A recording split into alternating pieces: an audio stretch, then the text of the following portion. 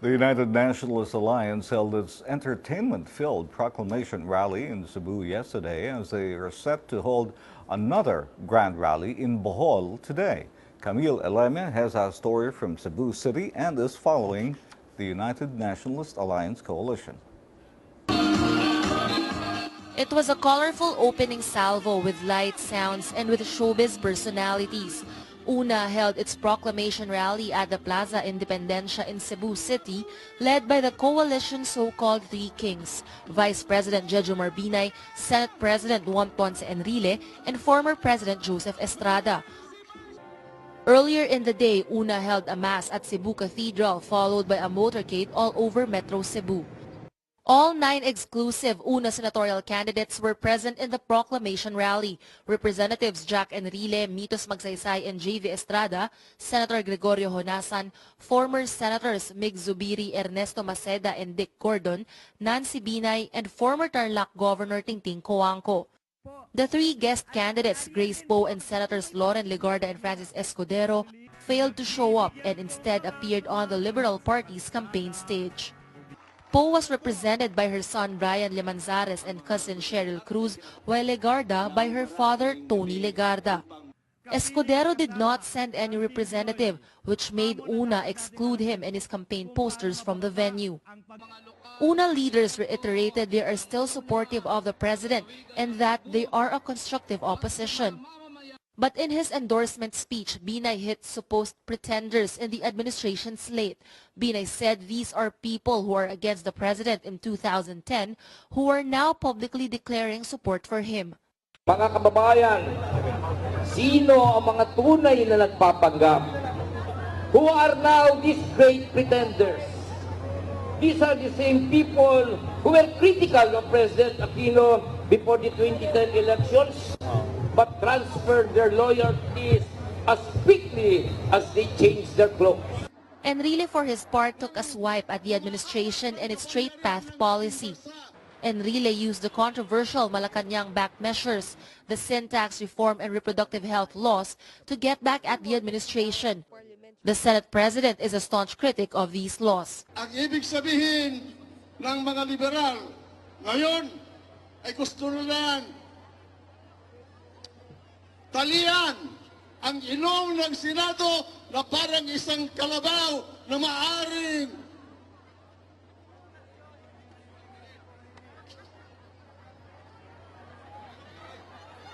hihilahin ng humahawak ng kapangyarihan ng ating bansa kung anuman ang kanyang gusto.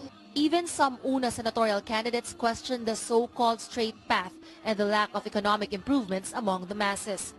UNA leaders and candidates also criticized the administration for what they believe is an unfair treatment to suspended Governor Gwen Garcia. UNA seems to be hitting 2 birds with 1 stone. During the event, Enrile, just as in any previous campaign sortie, referred to Binay as the next president in 2016. Garcia says Cebu will deliver the votes for UNA, citing the experiences in 2007 when Team Unity won in the province despite losing nationally. It's understandable why many national candidates want to get the Cebuano vote. Commission on Elections data show Cebu had nearly 2.5 million registered voters with almost 78% voter turnout in 2010. Today, UNA will go to Bohol and conduct another grand rally in Tagbilaran before returning to Manila. Camille Eleme, Solar News. President Aquino led the proclamation rally of the Liberal Party-led coalition, also known as Team Pinoy, at the historic Plaza Miranda with around 8,000 supporters in attendance. Ina Andalong has that story. They stayed true to being a so-called rainbow coalition. Liberal Party senatorial candidates who represent 5 groups were colorful and creative at their proclamation rally in Plaza Miranda. Some joked to crack up the audience. Ako po ay si Grace Poe, ang pinakamagalang na kandidato. Some came with props like a boxing glove to symbolize their fight against corruption. And the more experienced ones used their popularity to cheer for the others. gusto kong papag-usapan po ang aking mga kasamahan na kandidato na tutulong po sa atin sa Senado. Kailangan ko po ng kasamahan. All 12 ruling coalition candidates gave short speeches to primarily present their achievements and give the public an idea of what their advocacies are. But among everyone at the rally attended by an estimated 8,000 people, it was the president who gave the clearest answer to why they believe all their candidates should make it to the Magic 12. He said ongoing reforms will only continue if his bets are elected. Hindi ko po ito kayang gawing nag-iisa. Kung nais natin magtuloy-tuloy ang pagbuhos ng mabubuting pangyayari sa ating bansa, kung gusto nating magpamana ng makabuluhang kinabukasan sa ating mga kabataan, kung gusto nating dumami pa ang mga positibong bunga ng ating tuwidadaan, kailangan dalhin natin ang buong Team Pinoy sa Senado. President Aquino also made sure to take a swipe at their opponents, some of whom he says are allies of his predecessor. May ilan sa kanila nagsasabing nilalabanan namin ang katiwalian. Matanong ko lang po, kung ganoon, bakit ninyo kakampi ngayon ang mga tagapagtanggol at nakinabang sa nakaraang administrasyon? Ano po ba talaga ang pinaninindigan nyo? Today is just the beginning for Team Pinoy, at least for the 90-day campaign period. The candidates will go around the country in smaller groups, starting with Batangas. They are expected to only be complete in sorties that will be attended by the president. The 1971 Plaza Miranda bombing, which targeted an LP campaign rally here, gives this venue a special significance to the party. For LP, kicking off their campaign here sends a message that they're not just out to get more votes, but also out to inform the public about what they're fighting for. Ina Andulong, Solar News. The Commission on Elections noted violations of campaign rules on the first day of the campaign period. The poll body, however, says it will be lenient in areas where proclamation rallies are being held, but with some conditions. Patricia Ongshako reports. On the first day of the campaign period for national candidates, COMELEC has noted some possible violations along España and Quezon Boulevard. COMELEC spokesman James Jimenez explains the commission will be liberal in implementing campaign rules in the area due to the scheduled campaign rally today. He adds the same consideration will be accorded to the campaign rally in Cebu. The COMELEC spokesman explains the potential violations that may have been committed by political groups or candidates, such as posters not following the prescribed size attached to electric posts will be tolerated for as long as these are removed within 24 hours after the rally. If not, Jimenez says the agency will print out photos of these violations, indicate where and when these violations were seen, and forward these to the COMELEC's Law Department. The Law Department will then send out notices to the candidates involved to remove the prohibited materials within 3 days, or else they risk committing an electoral offense. It has happened that some politicians have asked for an extension of time, for instance, to take down these materials. If the request is reasonable and really if there is a clear intent to make the problem right, then I think the COMELEC will be fairly forgiving, no, of that, as long as hindi lang talaga walang how do we say this, walang tigas ng ulo. Ay kung walang paki talaga, then maybe pwede natin siyang kasuhan. Jimenez reminds the public not to take down any prohibited campaign materials. To avoid confrontation with those who put up the prohibited materials, Jimenez advises the public to take a photo and report it directly to the COMELEC via its social media sites. The COMELEC spokesman says the candidate has the responsibility of removing all illegal campaign materials. For citizens, the best thing for you to do is to report the violations to us, and we will take care of it for you. Again, we're very careful about tearing down personal property or private property, and we are very careful about exposing the public to possible repercussions from the people who put it up. Kung poster na kinabit sa bahay mo at walang consent sa'yo, again, i-report nyo sa amin. Because if you take it down, how are we gonna go after them? The COMELEC spokesman says all campaign materials found outside the designated common poster areas may be considered campaign violations. He explains the common poster areas were designed to maintain cleanliness, control campaign costs, and provide an even playing field for all candidates. Patricia Ongsiaco, Solar News.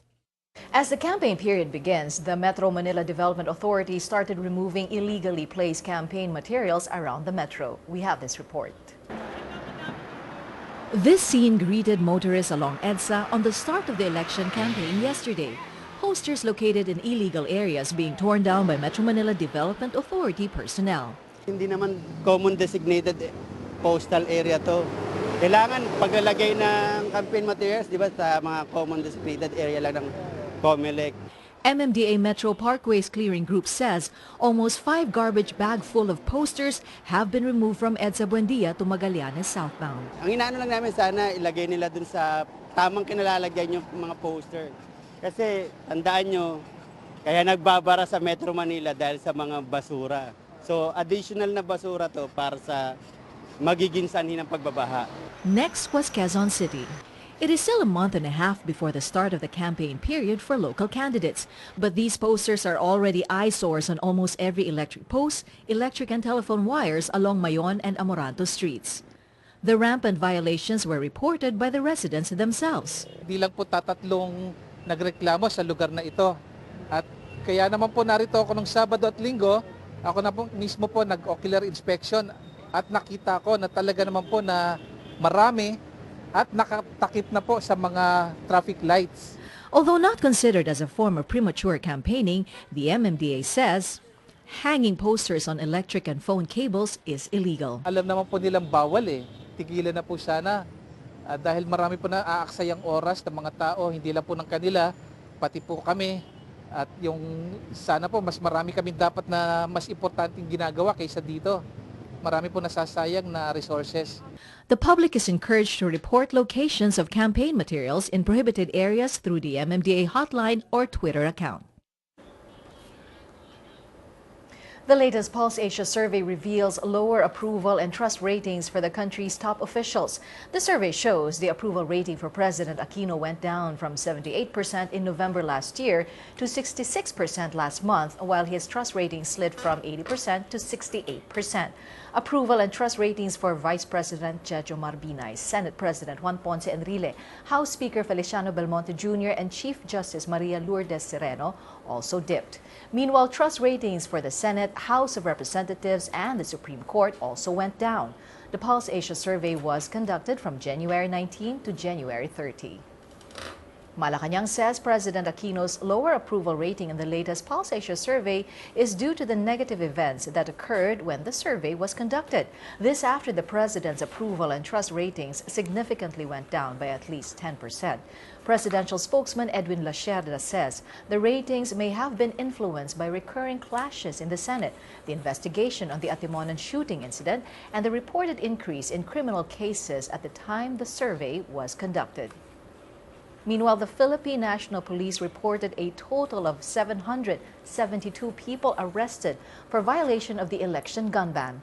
Most of them were civilians, followed by security guards. 12 policemen, 11 government officials, and 4 military personnel were also among those apprehended.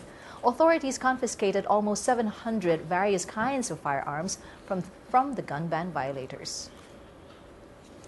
Malacanang assures the public that the campaign season will not distract President Aquino from governing the country.